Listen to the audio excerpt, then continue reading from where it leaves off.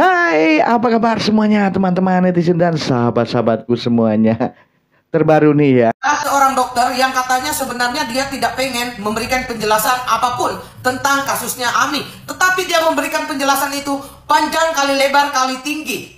Dan dia merasa perlu karena beberapa orang termasuk public figure sudah membuat klarifikasi dan membuat dirinya tidak nyaman. Kata dia tidak mendukung perselingkuhan dan sangat membenci perselingkuhan. Tetapi seakan-akan dia berada di posisi yang berselingkuh. Dan kata dokter ini lagi, si anak kecil ini ya yang perempuan, dia menelpon asistennya melalui IG.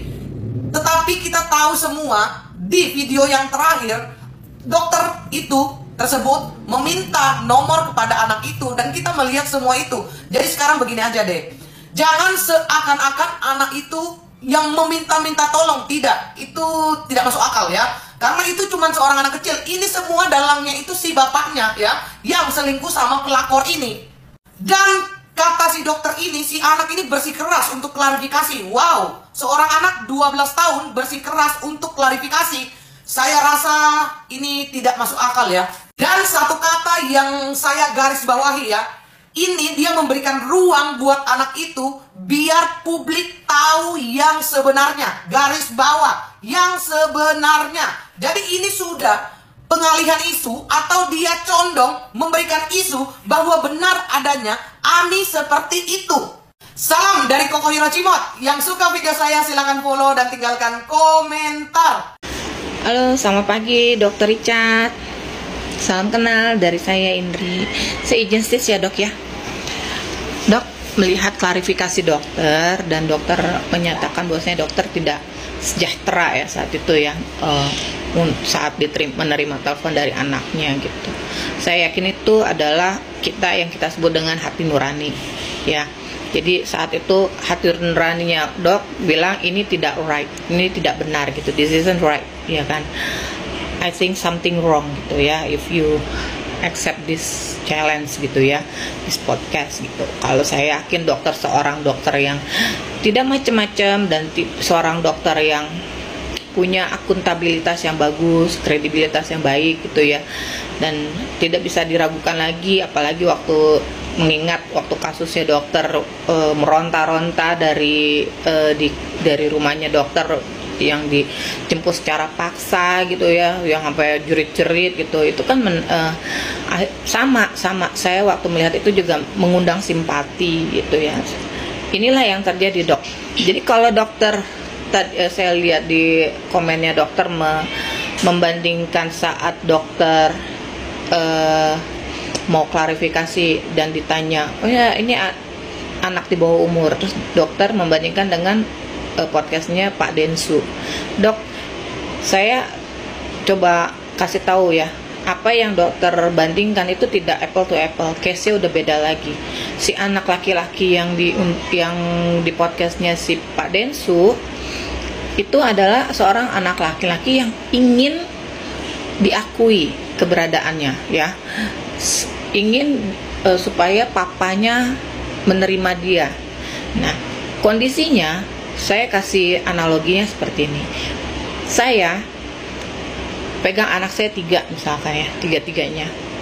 Suami saya entah kemana pergi ya, dengan segala bentuk alasan dia menolak gitu keberadaan anak saya, tentang anak saya ini adalah anak dia. Ini analogi aja. Nah, saya mengasuh anak saya. Ini loh papa kamu ya, ini adalah bapak kamu dan dia bapak kandung kamu. Seburuk apapun bapak kamu harus hormat sama dia, kamu harus sayang sama dia ya. Sebagaimanapun bapak kamu menolak kamu, dia adalah bapak darah daging kalian gitu. Kalian harus mengampuni, kalian harus mengasihi dia. Sewaktu-waktu kita percaya bapak kamu pasti datang kembali dan mengakui dan memahami bahwasanya kalian sayang sama dia gitu. Coba dibalik dengan posisinya dengan apa yang terjadi dengan Emi, dok. Emi dipegang papanya dan wanita yang tidak jelas statusnya. Didoktrin Emi punya kecenderungan masalah emosional, masalah kejiwaan, dan lebih parah lagi ada hubungannya dengan kuasa gelap ya. Kita seorang Kristen, saya seorang Kristen akan menjauhkan pemahaman tentang kuasa gelap itu kepada anak-anak saya. Sekalipun di Alkitab dibilang ada menyebutkan tentang kuasa gelap dan hal-hal yang supranatural gitu, tapi saya tidak mengajarkan mereka tentang itu. Kita percaya itu ya. Dan ini kenapa sampai sejauh itu gitu loh. Dan akhirnya anaknya memberikan klarifikasi pun didasarkan oleh doktrin-doktrin yang sudah masuk ke dalam otaknya gitu. Itu dokter seorang dokter ahli kecantikan, dan saya yakin saat dokter ambil kuliah kedokteran adalah sedikit-sedikit pelajaran mengenai psikolog ya, pelajaran psikologi yang medis gitu ya. Itu pasti adalah, saya yakin dokter tuh bukan orang bodoh kayak saya gitu. Saya kan bukan siapa-siapa lah dibandingkan dokter gitu. Seperti itu. Nah, tolong dipahami dok kondisinya, dan saya hargai dokter sudah menyatakan ya dokter merasa minta maaf gitu apa yang sudah terjadi, atas apa yang sudah terjadi, dan dokter minta maaf atas telah menghadirkan si anak itu ke ruang publik meskipun menggunakan fasilitas Zoom atau online. Kita bertemu di sini online ya, face to face. Dengan kita bertemu secara langsung, saya yakin udah beda. Ekspresinya beda, ungkapannya beda. Apakah dokter bisa langsung menilai saya adalah orang yang tulus atau tidak? Itu sudah beda ya. Sama halnya dengan anak-anaknya, kedua anaknya baik yang perempuan maupun yang laki-laki mau melakukan klarifikasi yang ada di dalam ruangan kosong di kamarnya dan meyakinkan kita dia ngomong tanpa ada pengaruh orang lain di sekitarnya ya, dan menunjukkan seperti ini. Nah, itu menurut saya juga aneh gitu. Kalau saya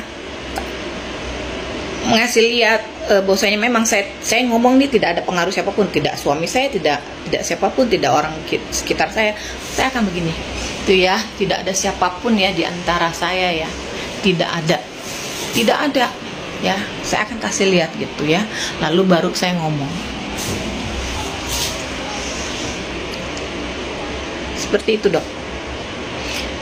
Analoginya seperti itu. Jadi tanpa mengurangi rasa hormat saya kepada Dr. Richard, anggaplah ini sebuah pembelajaran. Kalaupun memang mau podcast dengan seorang anak ya fair aja gitu, sebaiknya anaknya harus didampingi oleh kedua orang tuanya atau oleh pihak yang netral, yang tidak berpro ke papanya atau pro ke mamanya gitu, dan harus didampingi oleh seorang profesional dalam hal psikis anak. Misalkan Dr. Richard menghadirkan juga seorang KPAI gitu. Nah iya dok, itu sih menurut saya ya. Nggak tahu deh, saya kan bukan siapa-siapa, saya bukan seorang yang cerdas, pintar, melampaui kepintaran Dr. Richard gitu. Gitu aja dok dari saya, sedikit komentar, dan terima kasih untuk pernyataan minta maafnya. Berarti sekalipun ini sudah terjadi, Dr. Richard saya hargai, berarti nuraninya dokter masih tetap bekerja setelah apa yang terjadi. Saya yakin dokter merasa ini salah gitu, dan dokter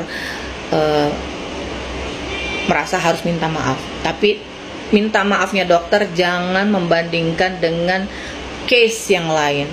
Kalau saya bandingkan case-nya Dr. Richard dengan yang waktu Dr. Richard meronta-ronta di dalam ruangan itu saat dijemput paksa, dengan saat anaknya si Miss Amy diambil secara paksa ya, yang masih 4 bulan itu boleh nggak kalau saya bandingkan itu kejadiannya, dan akhirnya terjadi hysterical seperti ini.